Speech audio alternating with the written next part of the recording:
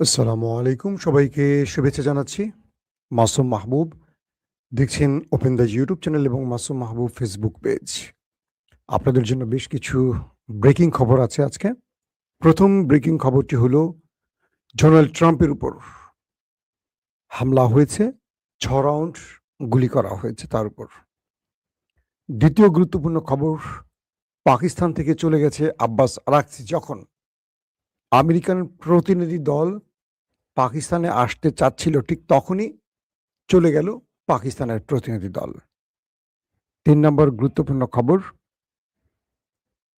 মার্কিন গণমাধ্যম দাবি করেছে ইরানের ইস্পাহানে গোপন বিশাল এক নিউক্লিয়ার সাইট তৈরি হয়েছে, যেখানে ১১০০ টন ইউরেনিয়াম সমৃদ্ধ করেছে ইরান। পাশাপাশি হরমুজ ইস্যুতে আমেরিকা শেষ পর্যন্ত বড় যুদ্ধের দিকে এগুচ্ছে, এমন তথ্য পাওয়া গেছে। দর্শক, চলুন আমি আপনাদেরকে গুরুত্বপূর্ণ খবরগুলোকে সংক্ষিপ্ত আকারে দেবার চেষ্টা করছি। প্রথম যে খবরটি দিয়ে শুরু করতে চাই সেটি হলো মার্কিন প্রেসিডেন্ট ডোনাল্ড ট্রাম্প।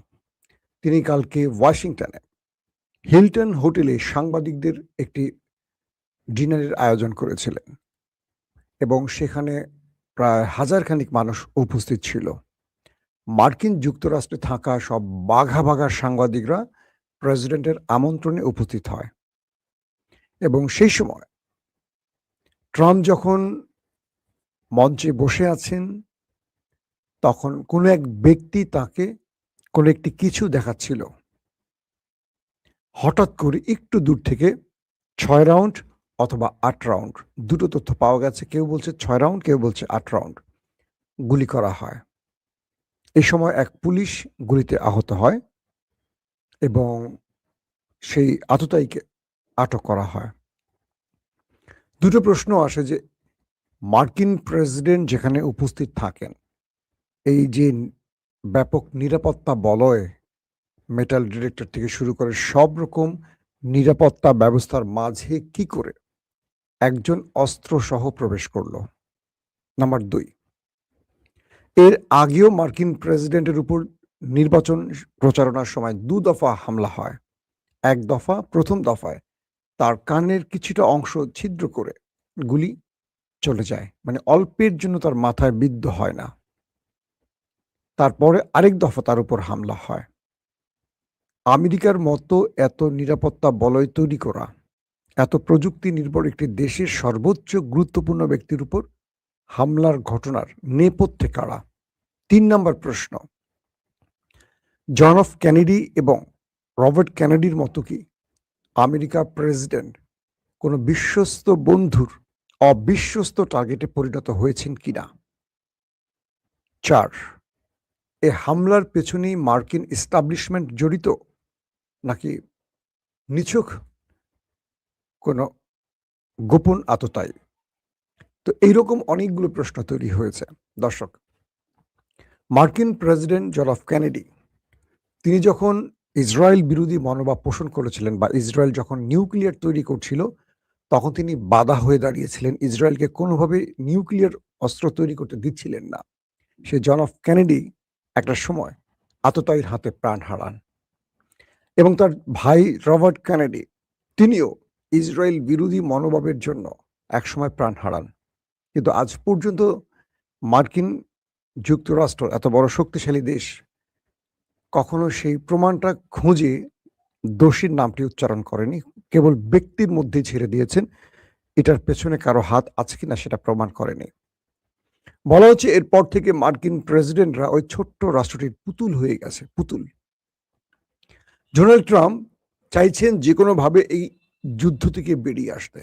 বারবারই তিনি উদ্যোগ নিচ্ছেন, কিন্তু একটি রাষ্ট্র তাকে সেখান থেকে বেরিয়ে আসতে দিচ্ছে না। বারবার তার উপর চাপ প্রয়োগ করছেন এবং তার ফলে আমরা কি দেখলাম? গত রাতে ডিনারের আয়োজনে হাজার হাজার মানুষের মাঝে পৃথিবীর সকল বড় বড় বাঘা সাংবাদিকদের উপস্থিতিতে কেউ এসে গুলি করবে মার্কিন প্রেসিডেন্টকে টার্গেট করে। এই ঘটনা ট্রাম্পকে হত্যা নাকি ট্রাম্পকে বিশেষ কোনো বার্তা দেয়া, এটিও এখন প্রশ্ন তুলছে মার্কিন গণমাধ্যমগুলো। পাশাপাশি এই মুহূর্তে ট্রাম্পের উপর ব্যাপক চাপ সৃষ্টি হচ্ছে, এটাও বলা একদম মানে সহজ ভাষায় বলা যায়। পাশাপাশি ট্রাম্প ইরানের সাথে যুদ্ধ করতে গিয়ে মার্কিন প্রশাসন, এস্টাবলিশমেন্ট, সেনাবাহিনী, জনগণের কাছে অপ্রিয় হয়ে ওঠেন। গতকালকের জরিপেও দেখা গেছে ট্রাম্পের অবস্থা আরো খারাপের দিকে। রিপাবলিকান শিবিরে 20% সরে যাচ্ছে ট্রাম্পের উপর থেকে। যে যুবকরা ট্রাম্পকে ভোট দিয়েছিলেন সেই যুবকদেরও বড় পার্সেন্টেজ ট্রাম্পের উপর নাখোশ, অনাস্থা জানিয়েছে। তার মানে ট্রাম্প এই যুদ্ধটা শুরু করে নিজে যেমন পচে গেছেন, রিপাবলিক দলকেও পচিয়েছেন এবং তার অবস্থা ক্রমান্বয়ে করুণ হওয়ার পথে। তো এই অবস্থায় এই গুলির ঘটনা প্রমাণ করছে ট্রাম্প অভ্যন্তরীণভাবে ব্যাপক চাপে আছেন এবং তার শত্রু আরো বাড়িয়েছেন। অনেকগুলো বিষয় এখন আলোচনা আসছে। এটা হয়তো আমরা ধারাবাহিক সামনের আলোচনাগুলোতে আরো স্পষ্ট করব যে আসলে সেখানে কি হয়েছে, কারা, কারণ নেপথ্যে কারা আছেন এটা কখনো জানা যায় না যদি শক্তিশালী কোনো নেটওয়ার্ক থাকে। কারণ আমেরিকার মতো দেশ ইসরায়েল বা ইহুদি লবি বা মোসাদের কাছে আটকা পড়ে গেছে। তো এই পরিস্থিতির মধ্যে আমেরিকার প্রেসিডেন্টের উপর এই গুলির ঘটনা, এটা পুরো আমেরিকাকে অবাক করে দিয়েছে। দর্শক, ২ নম্বর যে ঘটনা সেটি হলো যে পাকিস্তান উপস্থিত হয়ে মানে পাকিস্তানে গিয়েছিলেন ইরানের পররাষ্ট্রমন্ত্রী আব্বাস আরাকচি। তিনি সেখানে পাকিস্তানের পররাষ্ট্রমন্ত্রী এবং ফিল্ড মার্শাল আসিফ মনিরের সাথে কয়েক দফা আলোচনা করেছেন, বৈঠক হয়েছে। এরপর শোনা গেছে হোয়াইট হাউস থেকে উড়ে আসছিলেন দুজন মার্কিন প্রেসিডেন্টের উপদেষ্টা, একজন জেরার্ড কুশনার, একজন আরেকজন ছিলেন স্টিভ উইটকফ, আর ৩ নম্বর যে ব্যক্তির আসার কথা জেডি ভেন্স। এই ৩ জন। কিন্তু হঠাৎ করে জানা গেল যে ইরানের যিনি পররাষ্ট্রমন্ত্রী তিনি পাকিস্তান সফর শেষ করে ওমান চলে যাচ্ছেন এবং এখনকার খবর হলো তিনি ওমান চলে গেছেন। তো পাকিস্তানের এই প্রতিনিধি দল এসে একটা ফাঁকি খেয়েছে, অর্থাৎ আমেরিকার প্রতিনিধি দলকে পাত্তাই দেয়নি ইরানের পররাষ্ট্রমন্ত্রী। তিনি ওমান চলে গেছেন এবং কয়েকটি সূত্র বলছে তিনি ইরানের বিমান ব্যবহার না করে তিনি পাকিস্তানের বিমান ব্যবহার করে ওমানে গেছেন। এই বিষয়টি কনফার্ম তথ্য আসেনি, তবে পাকিস্তানের কয়েকজন সাংবাদিক এই বিষয়টি জানিয়েছে যে তিনি ইরানের বিমানকে রেখে পাকিস্তানের বিমানে করে ওমানের মাস্কাটে সফর করেছেন। বলা হচ্ছে যে এই আব্বাস আরাকচি ওমান সফর শেষ করে আবারও তিনি পাকিস্তানে আসবেন। এখন প্রশ্ন উঠতে পারে আবারও তিনি পাকিস্তানে আসবেন, এর অর্থ এমন হতে পারে এই সময়টিতে হয়তোবা আমেরিকান প্রতিনিধি দল আবারও পাকিস্তানে আসতে পারে এবং পাকিস্তানে এসে তিনি সেখান থেকে আবার রাশিয়া সফর করবেন, রাশিয়া থেকে তিনি ইরানে ফিরে যাবেন। তো তার এই সফরটিকে নিয়ে নানান রকম রহস্যের জাল তৈরি হয়েছে, কারণ তিনি পাকিস্তানে আসলেন, সেখান থেকে ওমান চলে গেলেন, আবার আমেরিকা প্রতিনিধি দল যখন আসছে তখন তাদের সাথে দেখা না করে চলে গেলেন। এরকম নানান বিষয়গুলো এখন উঠে আসছে গণমাধ্যমগুলোতে, তারা বিভিন্ন রকম তথ্য উপস্থাপন করছে এই বিষয়ে। তো শেষ পর্যন্ত এটি প্রমাণ হয়েছে যে আমেরিকার সাথে কোনোভাবেই বসতে চাচ্ছে না ইরান। তাই ইরান আমেরিকাকে বলে দিয়েছে, একেবারে ফিল্ড মার্শাল আসিফ মনিরের হাতে লিখিত একটি কি বলবো যে পুরো ফাইল তুলে দিয়েছে ইরান। সে ফাইলের মধ্যে কয়েকটি উল্লেখযোগ্য তথ্য যেটুকু গণমাধ্যমে সূত্র পেয়েছি সেখানে বলা ছিল যে ইরান নিউক্লিয়ার ইস্যুতে আমেরিকার সাথে কোনো প্রকার আলোচনা করবে না।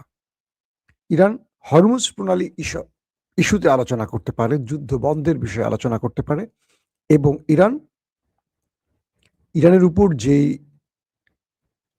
কি বলে নিষেধাজ্ঞাগুলো দিয়েছে গত 40-50 বছর ধরে, সেই নিষেধাজ্ঞার বিষয়ে আলোচনা করতে পারে, আদার্স বিষয়গুলো আলোচনা করবে। কোনোভাবে ইরান আমেরিকার সাথে নিউক্লিয়ার ইস্যুতে আলোচনা করবে না। তো এই বিষয়টির পর আমরা দেখেছি যে মধ্যপ্রাচ্যে ব্যাপক হারে মার্কিন উপস্থিতি বাড়ছে। কিছু ড্রোন ফুটেজে দেখা গেছে যে আরবের বিভিন্ন দেশে কয়েক শত যুদ্ধ বিমান প্রবেশ করেছে, বিভিন্ন অস্ত্র প্রবেশ করছে, ইকুইপমেন্ট প্রবেশ করছে, রিফুয়েলিং ট্যাঙ্কার প্রবেশ করছে। ইসরায়েলেও ব্যাপক হারে রিফুয়েলিং ট্যাঙ্কার প্রবেশ করেছে, অস্ত্র প্রতিরক্ষা ব্যবস্থা, অর্থাৎ আমেরিকা থেকে এখন টনে টনে অস্ত্র, প্রতিরক্ষা ব্যবস্থা, রাডার সিস্টেম, যুদ্ধ বিমান, ড্রোন এগুলো ঢুকতেছে। বিগত 50 বছরে আমেরিকা কোনো দেশে হামলার জন্য এত ব্যাপক উপস্থিতি বা সামরিক অস্ত্র প্রস্তুত করেনি। যেটা সাম্প্রতিক সময় দেখা যাচ্ছে। তার মানে এটুকু বলা যায় যে আমেরিকা ইরানের বিরুদ্ধে একটা বড় যুদ্ধের প্রস্তুতি নিচ্ছে। অন্যদিকে কালকে যখন আব্বাস আরাকচি পাকিস্তানে উপস্থিত ছিলেন, তখন আমেরিকান একজন সাংবাদিক ক্যাথরিন, তিনি সেখানে উপস্থিত ছিলেন। এই নারী সাংবাদিক ডোনাল্ড ট্রাম্পকে নক করেছেন যে, "এখানে তো আব্বাস আরাকচি চলে গেছেন। আমি কি আর এখানে থাকবো? নাকি আমি আমেরিকাতে ব্যাক করব?" ডোনাল্ড ট্রাম্প তাকে আ মানে মেসেজ করে পাঠিয়েছেন যে, "তোমার জায়গায় আমি থাকলে আমি থেকে যেতাম। কারণ পৃথিবীর অনেক বড় খবর এখন পাকিস্তান থেকে পাওয়া যাবে।" ক্যাথরিন পাকিস্তানে অবস্থান করেন, তিনি আর চলে আসেন না। এরপর যখন আব্বাস আরাকচি পাকিস্তান ত্যাগ করে চলে যায় ওমানের উদ্দেশ্যে, তখন ডোনাল্ড ট্রাম্প তাকে আবারও পোস্ট করেন, "কাম হোম", বাড়িতে ফিরে আসো। তার মানে এই সাংবাদিককে পাকিস্তানে রেখে আবার ডোনাল্ড ট্রাম্প নিজেই কাম হোম লিখে তার গন্তব্যে ফিরিয়ে আনার পেছনে আরেকটি কারণ হতে পারে যে শীঘ্রই আমেরিকা ইরানে বড় আক্রমণ করতে যাচ্ছে। দর্শক, আসেন এবার সবচেয়ে বড় গুরুত্বপূর্ণ খবরটি আপনাদের দিতে চাই। নিউ ইয়র্ক টাইমস আমেরিকার একটি গুরুত্বপূর্ণ গণমাধ্যম। তাদের একটি খবরে আজকে প্রকাশ হয়েছে যে ইরানের ইস্পাহান যে মানে পাহাড়ি অঞ্চল, এর আশপাশে কোনো একটি গোপন জায়গায় ইরানের বিশাল এক পারমাণবিক সাইট তৈরি হয়েছে, যেটা কেউ জানে না। ইস্পাহানে কিন্তু একটি আছে। কিন্তু ইস্পাহানেরই যে পাহাড়ি অঞ্চল, তার আশপাশে ১১ টন ইউরেনিয়াম, একটি জায়গায় বলছে ১১ টন, একটি ১১০০, কোনটা যে রাইট সেটা হয়তো পরবর্তী নিউজে আমরা দিতে পারবো। ১১ টনটাই আমরা যদি আপাতত ধরি, ১১ টন ইউরেনিয়াম ইরান সমৃদ্ধ করেছে। এবং বলা হচ্ছে যে এইখানে একটি গোপন পারমাণবিক সাইটই তৈরি করে ফেলেছে ইরান, এবং যেটা পৃথিবীর সবার নজরের আড়ালে রয়েছে। কে বলছে এটা? New York Times. এবং বলছে যে এখান থেকে ইরান হয়তোবা বড় কোনো নিউক্লিয়ার তৈরির কাজ চালিয়ে যাচ্ছে, এবং ইস্পাহান, ফোর্দো বা যেই মানে আমরা জানি যেগুলি ইরানের রয়েছে, এটার আড়ালের এই নিউক্লিয়ার সাইট। আর ইরান বলছে তাদের কাছে আছে ৪০০ কেজি নিউক্লিয়ার। যদিও আমেরিকা বলছে ৪৫০ কেজি। এবং আমেরিকা বা IAEA যেটা পারমাণবিক বিষয়গুলো তদন্ত করে, সেই সংস্থাটি বলছে যে ইরানের কাছে ৬০% সমৃদ্ধকরণ ইউরেনিয়াম রয়েছে, যেটা ৯০% হলে একটা নিউক্লিয়ার বোমা তৈরি করা সম্ভব। তো ৬০% হলে ৯০% করা খুব ইজি ব্যাপার। প্রথম ধাপে এটা কঠিন বিশুদ্ধ করার ক্ষেত্রে। ৬০% হলে এটা খুব অল্প সময়ে বাকি ৩০% কভার করে। মানে ৯০% কভার করা যায়। তো এই মুহূর্তে যে খবরটি আসছে, নিউ ইয়র্ক টাইমস হঠাৎ করে এই খবরটি কেন দিল যে ইরান ইস্পাহানের পাহাড়ি অঞ্চলে একটি গোপন আস্তানায় একটা বিশাল পারমাণবিক প্ল্যান্ট তৈরি করছে, সেখানে ১১ টন ইউরেনিয়াম ইরানের হাতে আছে। এই খবরগুলোর দুটো ব্যাখ্যা হতে পারে। এক, যে যখন ইরাককে আমেরিকা ধ্বংস করেছে, তখন ঠিক ইরাকের বিরুদ্ধে আমেরিকা এরকম অভিযোগ তুলেছিল যে ইরাকের কাছে নিষিদ্ধ এই রাসায়নিক অস্ত্র আছে, এটা ধ্বংস করতে হবে। এবং এই ধ্বংসের নাম করে আমেরিকা ইরাকে এসে প্রায় 2 মিলিয়ন ইরাকিকে হত্যা করে। কোনো কোনো মাধ্যম বলছে ১ মিলিয়নের বেশি, কোনটা বলছে ২ মিলিয়নের বেশি ইরাকিকে হত্যা করে।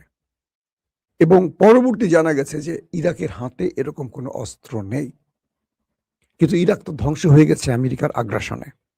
তো বিভিন্ন পক্ষ বলছে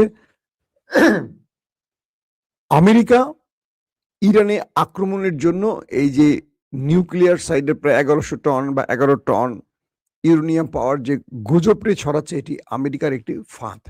এই খবরটি দিয়েই ইরানে হামলা করার বৈধতা তৈরি করতে চায়। আবার কোনো কোনো মাধ্যম বলছে যে না, এটি হতে পারে যে ইরান ইস্পাহানের গোপন কোনো জায়গায় সত্যিকার অর্থেই একটি পারমাণবিক সাইট তৈরি করেছে। দুটি হতে পারে। এখন এই দুটো বিষয়ের সত্যটা কিভাবে আমরা প্রমাণ করব? ইরান কি বক্তব্য দেয় তার উপরে না। ইরান তো সত্যটা স্বীকার করবে না। আবার আমেরিকারও সত্যটা স্বীকার করবে না। যদি অল্প কিছু দিনের মধ্যে বা সময়ের মধ্যে আমেরিকা ইরানে আক্রমণ করে বসে, ওই অঞ্চলে আমেরিকা কোনো আক্রমণ করে, নাকি এটা ফলস ফ্ল্যাগ অপারেশন করে, নাকি জাস্ট অভিযোগ তুলে ইরানকে ধ্বংসের পায় তারা, সেটা আমরা কনফার্ম হতে পারবো। তবে এটা সত্য যে আলী খামেনির হত্যার পর ইরান নিউক্লিয়ারে মনোনিবেশ করেছে এবং আয়াতুল্লাহ আলী খামেনির ছেলে মুস্তফা খামেনি নিজেই ঘোষণা দিয়েছিলেন, আমাদের কাছে যদি নিউক্লিয়ার থাকতো শত্রুরা আমাদের উপর আক্রমণ করতো না। এখন আমাদের নিউক্লিয়ার তৈরিতে মনোযোগ দিতে হবে। তার মানে প্রায় ২ মাসের কাছাকাছি যুদ্ধ হয়ে গেছে, আরো বেশি সময় হয়ে গেছে যুদ্ধের। তো এই সময়টিতে ইরান চাইলে যদি ৬০% ইউরেনিয়াম তাদের হাতে থাকে, তারা ১০-১৫ দিনে এটা ৯০% আনতে পারে। তো ইরান কি আদৌ নিউক্লিয়ার তৈরি করছে নাকি করে ফেলছে, এটা নিয়ে অনেক পক্ষ বিপক্ষের মত আছে। পাশাপাশি ইরানের ভূগর্ভস্থ কয়েকটা ভূমিকম্প সেই দিকে ইঙ্গিত করছিল। এখন দুটো বিষয় আসবে, যদি ইরানে আমেরিকা দুঃসাহস করে আক্রমণ করে তাহলে বুঝতে হবে আমেরিকার কাছে সঠিক তথ্য নেই। আর যদি আমেরিকা হুমকি ধমকি দিয়ে থেমে যায়, অ্যাটাক না করে, বুঝতে হবে ইরানের কাছে সত্যিকার অর্থে নিউক্লিয়ার আছে, এটা আমেরিকাও জানে। কারণ কোনো নিউক্লিয়ার সমৃদ্ধ দেশকে, যাদের হাতে পারমাণবিক অস্ত্র আছে, তাকে কেউ আঘাত করার সাহস করে না। এটাই বাস্তব। তো এখন আমরা দেখতে চাই আমেরিকা কখন ইরানে হামলে পড়ে, কারণ আমেরিকার সকল প্রস্তুতি এখন ইরানকে ঘিরে। প্রচুর, যেটা শুরুতেই বললাম, মধ্যপ্রাচ্যে একদম যুদ্ধ বিমান-টিমান দিয়ে ভরে ফেলছে আমেরিকা। প্রতিদিনই নতুন, নতুন করে সংস্করণ আসছে হামলার প্রস্তুতি নিয়ে। তো এই পরিস্থিতিতে আব্বাস আরাগচি এবং পাকিস্তানের মার্কিন ডেলিগেটদের মধ্যে যে আলোচনা হবার কথা রয়েছে, সেখান থেকে কোনো শান্তি আসবে নাকি পৃথিবী বা মধ্যপ্রাচ্য আরেকটা যুদ্ধের দিকে চলে যাবে, সেটা হয়তো আমরা কিছুদিনের মধ্যে টের পাবো। দর্শক, বিদায় নিচ্ছি আজকের মতো। প্রত্যেকে ভালো থাকবেন। আল্লাহ হাফেজ।